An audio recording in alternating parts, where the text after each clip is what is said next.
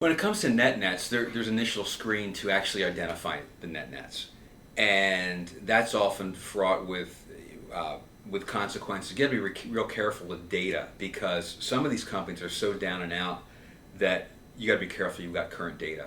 So once you do that initial screen, though, uh, there's some attributes that I am looking for. Number one, is this a company who's is trading below net current asset value because it is in significant decline? In other words, if there's a lot of cash on the balance sheet still, and that's supporting current assets, are they burning through that cash? And sometimes you'll see that happen. There's a company called Mation right now. Ticker symbol is IMN, which is a net net. And it's been a net net for the past couple of years.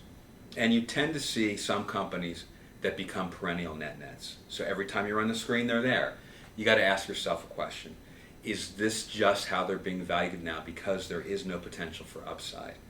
Now in a Mation's case, balance sheet looks great. You know, there at times they've been trading below the value of net cash, but the operating business every quarter, they're losing money left and right. They're in the red. They're burning through their cash.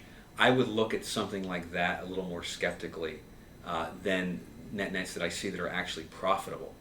Uh, One of the issues with net nets, though, and are that there's a decent amount of risk when you get to that level. If you look at a Coca-Cola, you look at a blue chip company, and look at the multiple of net current asset value that it's trading at, some of them have negative net current asset value. Doesn't mean they're a bad company.